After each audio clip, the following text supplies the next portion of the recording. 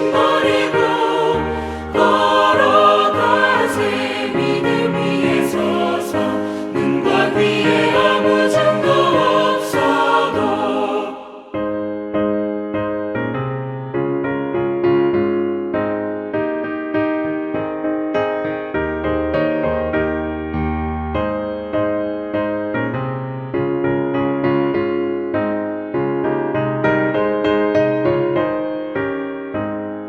주님의 거룩함을 두고 맹세하.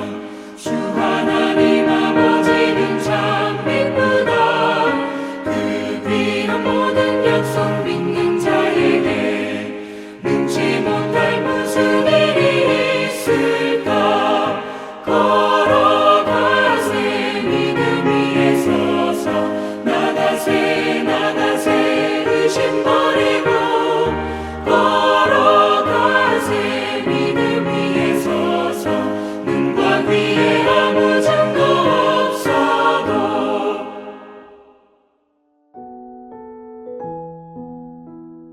하늘에 계신 우리 아버지, 아버지의 이름을 거룩하게 하시며 아버지의 나라가 오게 하시며 아버지의 뜻이 하늘에서와 같이 땅에서도 이루어지게 하소서. 오늘 우리에게 일용할 양식을 주시고 우리가 우리에게 잘못한 사람을 용서하여 준 것 같이 우리 죄를 용서하여 주시고 우리를 시험에 빠지지 않게 하시고 악에서 구하소서. 나라와 권능과 영광이 영원히 아버지의 것입니다. 아멘.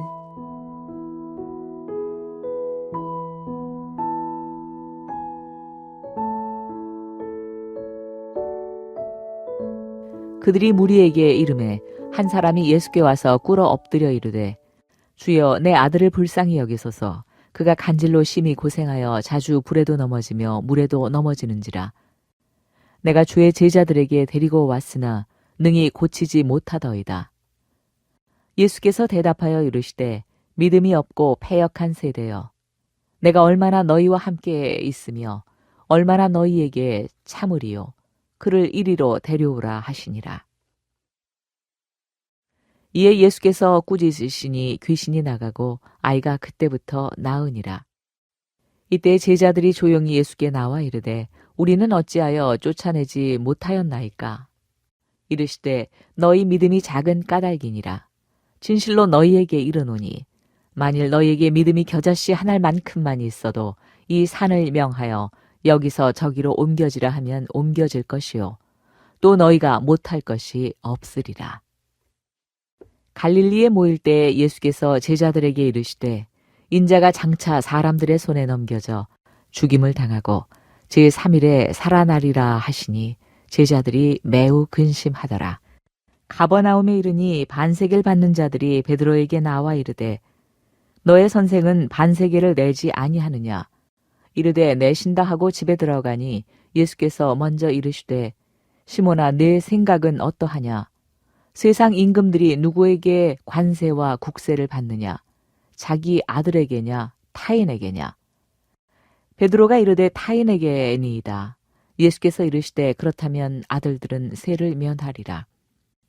그러나 우리가 실족하지 않게 하기 위하여 네가 바다에 가서 낚시를 던져 먼저 오르는 고기를 가져 입을 열면 돈 1세겔을 얻을 것이니 가져다가 나와 너를 위하여 주라 하시니라.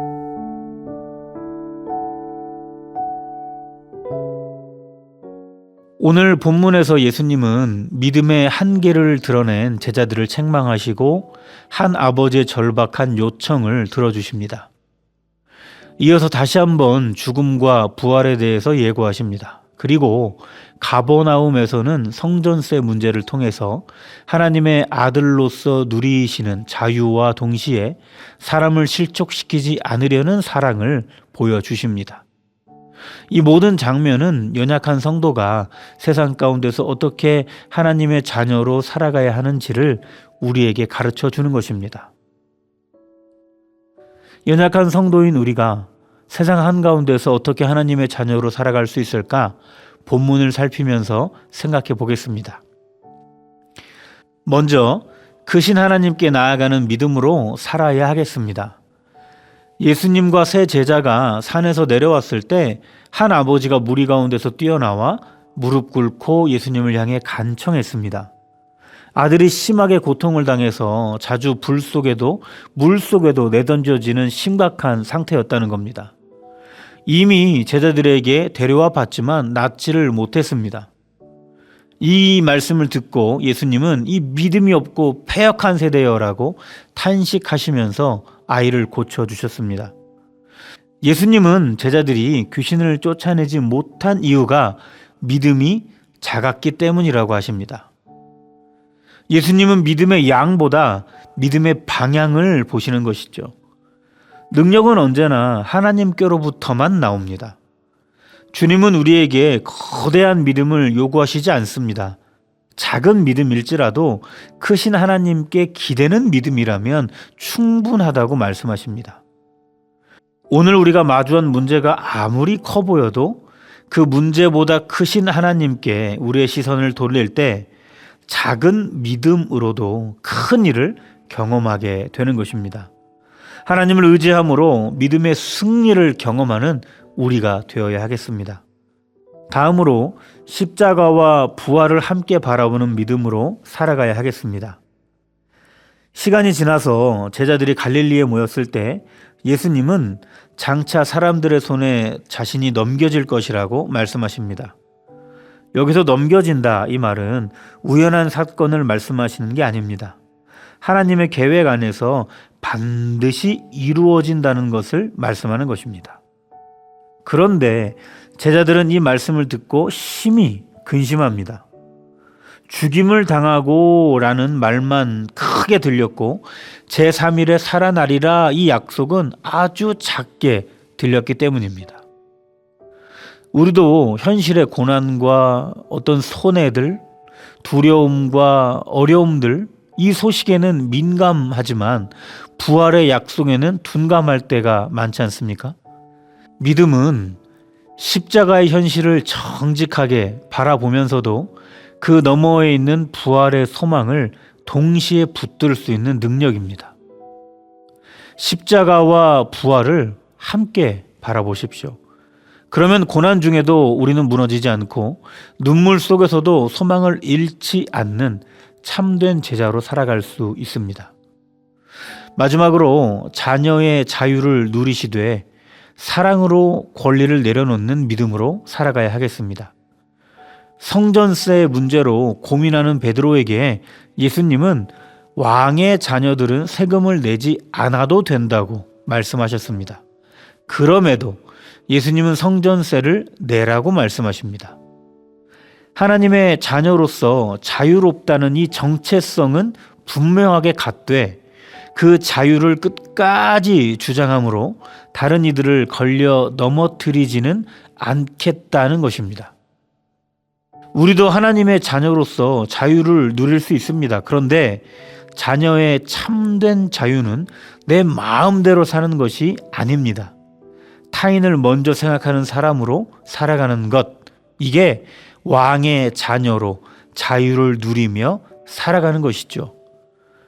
권리를 주장할 수 있음에도 공동체의 평화와 연약한 이들을 위해서 기꺼이 양보하고 내려놓는 삶, 이것이 성숙한 자녀의 자유로운 삶입니다. 자녀의 자유와 사랑의 책임이 함께 우리 가운데 나타날 때 세상은 우리를 통해서 하나님을 볼 수 있게 되는 것이죠. 우리의 작은 믿음을 주님은 귀하게 받아주십니다. 복잡한 현실 속에서도 예수님은 우리를 하나님의 자녀로 부르시고 믿음과 소망, 사랑의 길로 이끌어 가십니다. 우리 삶에는 고쳐지지 않는 문제, 이해할 수 없는 고난, 억울한 상황들이 일어납니다. 그러나 크신 하나님을 신뢰하는 믿음으로 서고 십자가와 부활을 함께 바라보며 살고 자녀의 자유를 사랑으로 사용하기로 결단하며 살아갈 때 하나님은 우리를 통해 산을 옮기시고 사람을 살려내시고 교회를 세워 가실 것입니다. 이 부르심 앞에 믿음으로 순종해 나가는 저와 우리 모두가 되기를 간절히 소망합니다. 기도하겠습니다. 거룩하신 하나님, 새롭게 주신 오늘 하루, 이 작은 믿음으로 복잡한 현실을 넘어 살아갈 수 있도록 도와주시옵소서. 하나님을 신뢰하고 고난과 함께 부활을 바라보며 사랑으로 자유함을 누리고 살아내는 우리의 인생이 되게 인도하여 주시옵소서. 모든 말씀 예수님의 이름으로 기도합니다.